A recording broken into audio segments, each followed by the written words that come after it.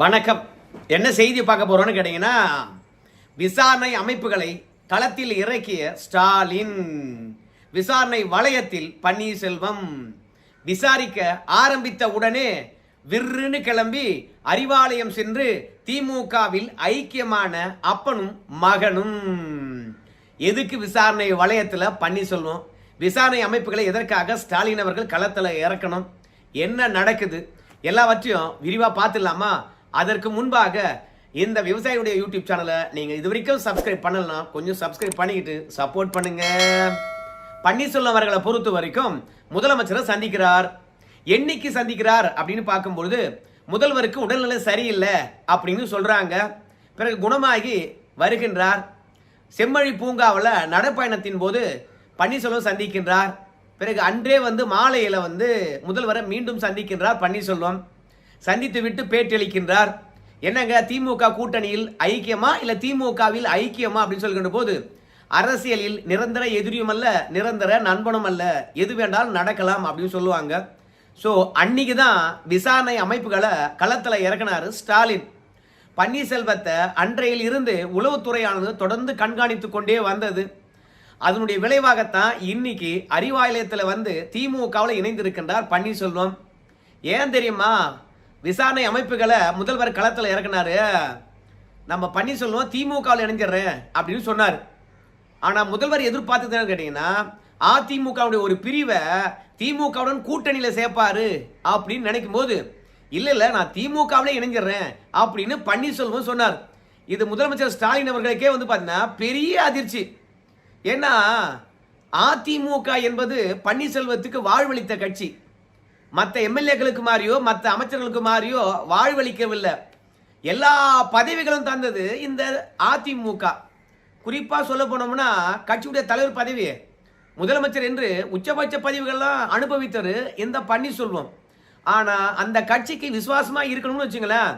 நான் பார்த்தீங்கன்னா அரசியலே இல்லைப்பா, நான் ஒதுங்கிறேன், 75 வயதாகி போய்விட்டது, இதுக்கு மேலே நான் அம்மா கூட பயணித்தேன், நான் பார்த்தீங்கன்னா யாருக்கும் துரோகம் பண்ண முடியாதுப்பா, அம்மா பேரை சொல்லிவிட்டு நான் அடுத்தவங்க பேரை சொல்ல முடியாதுப்பா, அரசியலேருந்து ஒதுங்கிக்கிறேன்பா, என் பையன் அவனுடைய அரசியல் அவன் தொடர்ந்து செய்வான், அவன் விருப்பம் எங்கே ஒன்றாலும் போட்டோம்பா அப்படின்னு சொல்லுவார்னு எதிர்பார்த்த காலத்தில் அந்த கட்சிக்கு துரோகத்தை பண்ணிட்டு நேரடியாக திமுக இணைகிறேன்னு சொல்கிறாரு. இந்த மனுஷன் திமுக இணைந்த பிறகு நேர்மையாக நடந்துவானா இல்லை துரோக வேலையில் ஈடுபடுவானா? இவனை மாதிரியான துரோகி உலகத்திலேயே இல்லையே. ஏன்னா இந்திய அரசியலில் இந்த மாதிரி துரோகிகளை நம்ம பார்த்ததே கிடையாது. அதாவது பல மாநிலங்களில் முதலமைச்சர்கள் பார்த்தீங்கன்னா மாற்று கட்சியில் இணைந்திருக்கின்றார்கள். ஆனால் அவங்கெல்லாம் பார்த்தீங்கன்னா கட்சி தலைவர் பதவியில் இருக்க மாட்டாங்க. ஒரு கட்சி தலைவர் பதவியில் இருந்துட்டு அவங்க போய் இன்னொரு கட்சியில் இணைய மாட்டாங்க. ஆனால் நம்ம தமிழகத்தில் முதலமைச்சராகவும் இருந்துட்டு கட்சிக்கு தலைவராகவும் இருந்துட்டு இன்னொரு கட்சியில் இணைகிறேன்னு சொல்கிறான்னு, இவனுக்கு அரசியலில் எவ்வளோ வெறி இருக்குது, எவ்வளோ பதவி வெறி இருக்குது. இவன் கண்டிப்பாக துரோக வேலை பார்ப்பான்டா. இவனை மாதிரியான பெரிய துரோகி வேற யாரும் இருக்க மாட்டாங்கடா. காலம் போன காலத்தில் நமக்கு வாழ்வு தந்த கட்சிக்கு துரோகம் பண்ணிட்டு இவன் திமுக இணைறன்னு சொல்றான்னா, இவனை ஆராய்டா, எந்த பக்கம் போனாலும் கேட்டு போடுறா, சல்லடை மாதிரி சலிச்சு எடுங்கடா அவனுடைய பின்புலத்தில் அப்படின்னு சொல்லிவிட்டு ஒட்டுமொத்தமாக சலிச்சு எடுத்தாங்க. அப்படி சலிச்சு எடுக்கின்ற போது பன்னீர்செல்வத்துடன் யாருமே இல்லை, எல்லாமே சலிப்புடன் தான் இருக்கிறாங்க. அதனால இனிமே பன்னீர்செல்வம் வெத்து வேட்டு தான் அப்படின்னு சொன்னாங்க.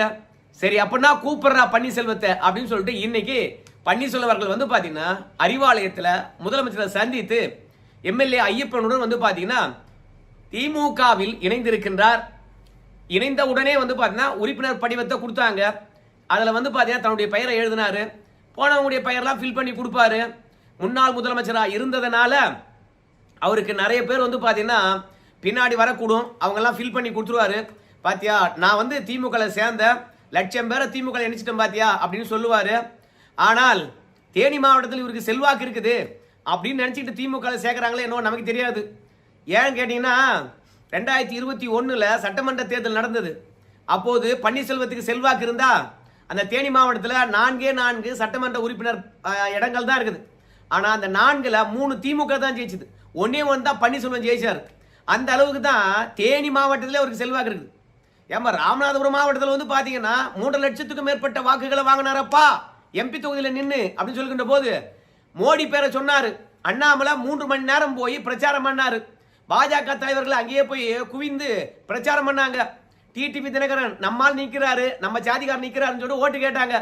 அதனால ராமநாதபுரம் தொகுதியில் நின்று பன்னீர்செல்வம் வாங்கின வாக்கு பிஜேபிக்கும் பிஜேபியில் இணைந்திருந்த தலைவர்களுக்கும் விழுந்த வாக்குகள். பன்னீர்செல்வத்துக்கு விழுந்த வாக்கு கிடையாது. பன்னீர்செல்வம் என்ன எனக்கு ஓட்டு போடுனா கேட்டாரு. மோடி நல்லாட்சி தருவாரு, எனக்கு ஓட்டு போடுங்க. எடப்பாடி வந்து பார்த்தீங்கன்னா எனக்கு துரோகம் பண்ணிட்டாரு, எடப்பாடிக்கு எதிராக இருக்கிறவங்க ஓட்டு போடுங்க அப்படின்னு சொன்னாரு. அதனால இப்ப பன்னீர்செல்வத்தை பொறுத்த வரைக்கும் அவர் கொஞ்சம் நெஞ்சம் அவருக்கு வாக்கு இருக்குன்னா எடப்பாடிக்கு எதிரான வாக்குகள் தான். அந்த வாக்கு இப்ப என்ன பண்ணுன்னு கேட்டீங்கன்னா திமுகவுக்கு போவாங்களா இல்ல தவேகாவுக்கு போவாங்களா இல்ல அதிமுகவுக்கு போவாங்களான்னு கேட்டா எடப்பாடி பழனிசாமி அன்னைக்கே சொன்னார், அந்த ஆளு திமுகவுடைய ஸ்லீப்பர் செல்லு, அந்த ஆளை நம்பி நாம கட்சியில மீண்டும் சேர்க்க முடியாது, கட்சியே உடைச்சிடுவான், தேவையில்லாம கட்சி அழிக்கின்ற அந்த துரோகிலாம் மீண்டும் இணைக்க முடியுமா? அம்மா வந்து வாழ்ந்த இடம் கோயில் மாதிரி நம்முடைய கட்சி ஆபீஸ், அதையே உடைச்ச மனுஷன் இப்ப போய் கட்சியில சேர்க்க சொல்றீங்களா? பொதுக்குழுக்காரங்களும் செயற்குழுக்காரங்களும் கட்சி விட்டு நீக்க சொல்லியிருக்காங்க. நான் இன்னைக்கும் சொல்றேன், நாளைக்கும் சொல்றேன் பாருங்க, பன்னீர்செல்வம் நம்பி போறவங்க அத்தனை பேரும் நடுத்தரவில் தான் நிற்பாங்க அப்படின்னு எடப்பாடி பழனிசாமி சொன்னார். ஏன்னா அந்த ஆளு இப்படி அப்படின்னு பேசிவிட்டு அதிமுக அழிக்கிற வேலையில இறங்கிட்டு கடைசியில் அதிமுக இடம் இல்லைன்னா திமுகவில் தான் ஐக்கியமாவாரு. ஆனா போதுமான அளவுக்கு அதிமுகவுக்கு டேமேஜ் பண்ணுவார். நான் விட மாட்டேனே அப்படின்னு அன்னைக்கு பப்ளிக்காவே வந்து பாத்தீங்கன்னா பேட்டி கொடுத்தார். எந்த தருணத்திலும் பன்னீர்செல்வத்தை சேர்க்க மாட்டேன் அப்படின்னு சொன்னார். ஏன்னா பன்னீர்செல்வம் எப்பேற்பட்டவர் என்று எடப்பாடி பழனிசாமிக்கு தெரியும். ஏன்னா பன்னீர்செல்வத்தா கூட தானே வந்து பாத்தீங்கன்னா ஒரு 4.25 ஆண்டு குப்பை கொட்டினாரு. எட்டு பார்த்த நம்மளுக்குலாம் என்ன எண்ணம் தோன்றுச்சுன்னு கேட்டீங்கன்னா, ஏன்பா எடப்பாடி பழனிசாமி கொஞ்சம் அட்ஜஸ்ட் பண்ணி போயிருந்தாருன்னா பன்னீர்செல்வத்தை அதிமுக கூட்டு வந்திருந்தாருன்னா இந்த முக்குலத்தோர் வாக்கானது பன்னீர்செல்வத்திற்கு ஆதரவா வந்து விழுந்திருக்கும் இல்லையா, கெடுத்துக்கிட்டாரு அப்படின்னு சொன்னாங்க. குடும்பத்துக்குள்ள இருக்கக்கூடிய பிரச்சனை குடும்பத்தில் இருக்கிறவங்களுக்கு தான் தெரியும். பன்னீர்செல்வத்தா கூட இருந்த எடப்பாடிக்கு தான் தெரியும் பன்னீர்செல்வம் எப்பேற்பட்ட துரோக வேலையை பார்த்தாருன்னு சொல்லிட்டு. இந்த மனுஷன் 2021 தேர்தல் அறிவிக்கிறாங்க, எடப்பாடி பழனிசாமியை முதலமைச்சர் வேட்பாளர்னு சொல்லிட்டாங்களாம். அதனால பிரச்சாரத்துக்கு கூட போகாம தேனி மாவட்டத்தில் போய் தனக்கு மட்டுமே பிரச்சாரம் பண்ணிக்கிட்டார். அப்பேற்பட்ட நல்ல மனுஷன் தான் இந்த பன்னீர்செல்வம். உன்னதானையா வந்து முதலமைச்சர் வேட்பாளராக நிறுத்த சொன்ன, நிறுத்திட்டேன், நீயே போய் வெற்றி பெற்றுக்கோ அப்படின்னு சொன்னவர் தான் இந்த பன்னீர்செல்வம். அதனால கூட இருந்தே காலவாரின காட்சிகளை நம்ம எடப்பாடி பழனிசாமி பார்த்துக்கிட்டே இருந்தாரு. 2021 தேர்தலில் தோல்வி அடைந்தோம். முதல்ல எந்த ஒரு தலைவனா இருந்தாலும் சரி தன்னை நம்பணும், தனக்கு இருக்கின்ற செல்வாக்கை நம்பணும், தன்னுடைய பலத்தை நம்பணும். ஆனா பன்னீர்செல்வம் அவர்கள் எப்போதும் தன்னை நம்பியதே கிடையாது. அதனால உன்னை நம்பி கட்சி ஒப்படைக்க முடியாது, நானே கட்சியுடைய பொறுப்பாளராக இருக்கிறேன், கட்சிக்கு தலைமையை நான் இருக்கிறேன், நீ போய் வேலையை பாரு அப்படின்னு பன்னீர்செல்வத்தை அன்னைக்கு துரத்தி அடிச்சவர் தான். இப்ப பன்னீர்செல்வமா இருக்கலாம், வைத்திலிங்கமா இருக்கலாம், அவங்களோட இருந்தவங்களா இருக்கலாம், எல்லாருமே வந்து பாத்தீங்கன்னா திமுக போயிட்டாங்க. இப்ப அதிமுகவுக்கு பலவீனமா அப்படின்னு கேட்டீங்கன்னா பன்னீர்செல்வத்தை கட்சி விட்டு நீக்கி 2.5 வருஷம் ஆகி போச்சு.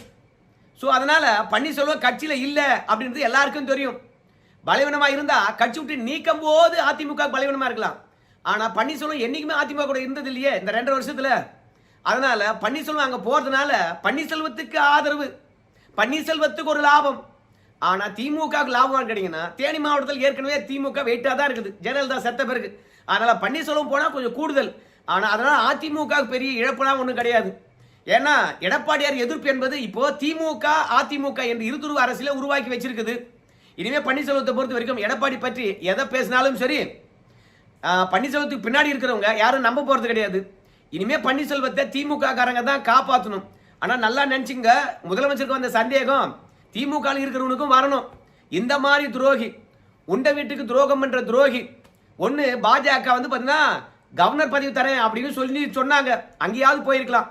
புள்ளைய வந்து பாத்தீங்கன்னா மேல எம்பி ஆக்கணும், அமைச்சராக்கணும், அங்கேயும் போயிருக்கலாம். ஆனா எந்த ஒரு வாக்குறுதியும் வந்து பாத்தீங்கன்னா பன்னீர்செல்வம் ஏற்றுக்கொள்ளாம இன்னைக்கு திமுக இணைந்து விட்டு கதையா சொல்லிட்டு இருக்காரு. ஸோ அந்த கதைகள்லாம் என்னன்றத விரிவா இன்னொரு வீடியோவில் நான் சொல்றேன். ஆனா பன்னீர்செல்வத்தை இனி எவன் இந்த பொதுத்தளத்துல இந்த பொது வாழ்க்கையில் இருக்கிறவன் எவன் நம்புவான்னு சொல்லுங்க பார்க்கலாம். பதவிக்காக என்ன வேணாலும் செய்வாருன்னு சொல்லிட்டு எடப்பாடி பழனிசாமி சொன்னாரா இல்லையா? ஸோ இப்போ அது உண்மையாகி போச்சா இல்லையா? பதவிக்காக அம்மாவை தூக்கி பரணையில் வச்சாச்சு, ஐயாவை தூக்கி குப்பையில் போட்டாச்சு. ஐயா யாருன்னு கேட்குறீங்களா? முதலமைச்சராக இருந்த எடப்பாடி பழனிசாமி. ஐயோ நம்ம எடப்பாடி பழனிசாமின்னு சொல்கிறோம் பாருங்க, எம்ஜிஆர் ஐயாவை தூக்கி குப்பையில் போட்டாச்சு.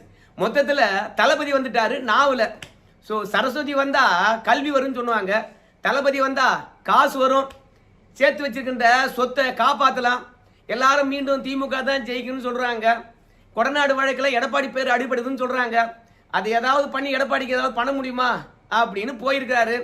ஸோ அவங்க பையனுக்கு ஒரு நல்ல எதிர்காலம் இருக்கலாம். ஆனால் அப்போ கூட வந்து இன்ப நிதிக்கு போய் ட்ரவுசர் தான் துவைச்சு போடணும். இதெல்லாம் பன்னீர்செல்வம் மகன் செய்வாரா? செய்வார். ஏன்னா சேர்ந்த அன்னைக்கே வந்து முதலமைச்சர் காலில் விழுந்த மனுஷன் தான் அது.